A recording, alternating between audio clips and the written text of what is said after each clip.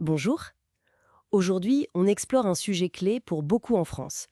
Comment on obtient le permis de conduire? On s'appuie sur un guide Easy French, pensé pour les apprenants de français. L'objectif, c'est vraiment de décortiquer un peu tout ça. Les étapes, le vocabulaire important, les examens, surtout pour les personnes qui arrivent en France. Absolument. C'est crucial.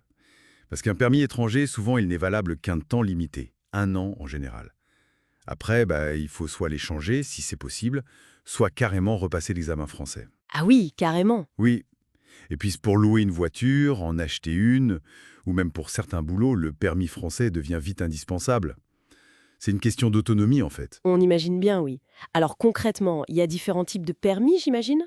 Pas juste celui pour la voiture? Exactement. Le plus courant, c'est le permis B, pour les voitures qu'on connaît tous, mais il y a aussi le permis A pour les motos, l'AM, ça c'est pour les petits scooters, on peut l'avoir dès 14 ans. Ah oui, Oui, et puis bien sûr les permis pour les poids lourds, d'autres catégories encore.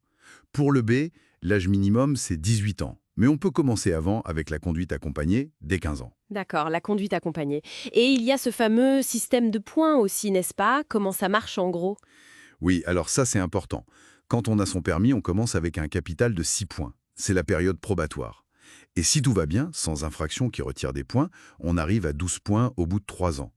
Si on fait des erreurs, on perd des points. Et on peut les récupérer? Heureusement, oui. Soit automatiquement si on reste sage au volant pendant un certain temps, soit en faisant des stages de sensibilisation à la sécurité routière. C'est fait pour inciter à la prudence, quoi. D'accord, c'est clair.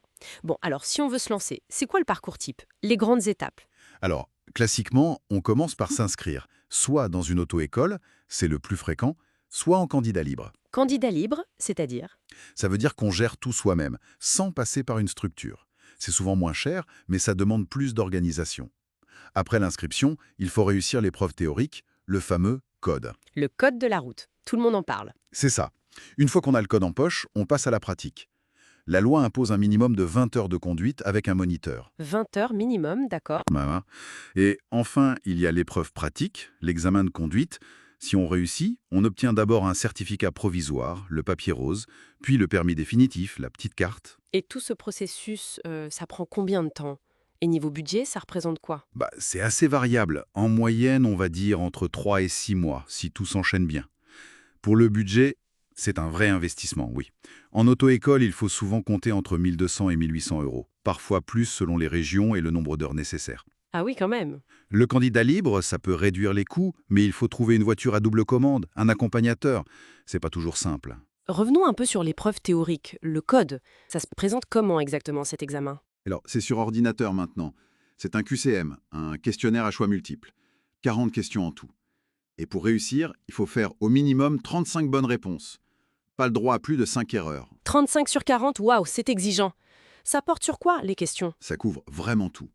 La signalisation, donc les panneaux, les feux rouges, les règles de priorité, notamment aux intersections ou dans un rond-point, mais aussi la limitation de vitesse, la sécurité, l'environnement, les gestes de premier secours. C'est très large. Il faut être bien préparé. Des conseils pour s'entraîner? Oui, la clé, c'est la régularité. Il existe plein d'applications et de sites web pour s'entraîner, comme Code Rousseau, Ornicar. Ils simulent bien les conditions de l'examen. C'est très utile pour se familiariser avec les types de questions, les pièges parfois. D'accord. Une fois le code réussi, on attaque la conduite. L'épreuve pratique. Ça dure longtemps, hein? L'examen en lui-même dure environ 25 à 30 minutes. C'est assez court, mais intense. Et qu'est-ce qu'on doit faire pendant ces 25 minutes? Eh bien, l'examinateur, qui est à côté, demande de suivre un itinéraire. On conduit en ville, sur route, parfois un petit bout d'autoroute si possible. Il observe tout. La maîtrise de la voiture, le respect du code, l'anticipation, la sécurité vis-à-vis des autres, des piétons par exemple. Il faut aussi faire des vérifications sur la voiture, genre vérifier l'état des pneus ou montrer où se trouve le liquide de lave-glace. Et puis, il y a une manœuvre obligatoire. Une manœuvre? C'est-à-dire comme se garer? Oui, exactement. Ça peut être le fameux créneau se garer le long du trottoir ou un rangement en bataille, une marche arrière en courbe. L'examinateur donne des instructions claires du genre « Prenez la prochaine à droite, garez-vous ici en créneau ». Il faut bien écouter et surtout rester calme. Oui, j'imagine que le stress doit être énorme. Des astuces pour gérer ça? Le meilleur conseil, c'est d'être bien préparé. D'avoir conduit suffisamment, peut-être plus que les 20 heures minimum, pour se sentir vraiment à l'aise. Le jour J, il faut respirer, rester concentré. Et surtout, ne pas oublier les bases. Bien regarder dans les rétroviseurs, vérifier les angles morts, mettre son clignotant à chaque changement de direction. Vraiment à chaque fois. Savoir céder le passage quand il faut, marquer un vrai stop, et freiner en douceur, pas de gestes brusques. Et à l'inverse, quelles sont les erreurs qui ne pardonnent pas, les fautes éliminatoires? Il y en a un. Typiquement, tout ce qui met en danger. Griller un feu rouge ou un stop, refuser une priorité, franchir une ligne blanche continue, un gros excès de vitesse. L'intervention de l'examinateur sur les pédales ou le volant, c'est éliminatoire aussi, bien sûr. D'accord. Mais même des oublis répétés, comme le clignotant ou un très mauvais contrôle des rétroviseurs, ça peut suffire pour être ajourné. Faut être vigilant surtout. Bien compris. Donc, si on récapitule, on s'inscrit, on bûche le code, on prend des leçons de conduite pour bien maîtriser la voiture et les règles, on passe les 2 examens, et après, c'est la liberté sur la route, mais toujours en faisant attention. C'est exactement ça. Le parcours peut sembler un peu long, un peu complexe, surtout quand on débarque en France avec la barrière de la langue, l'administration, mais franchement, avec de la méthode, de la persévérance, c'est tout à fait faisable. Merci beaucoup, c'était très clair et ça démystifie bien le processus. C'est un vrai investissement pour l'autonomie ici.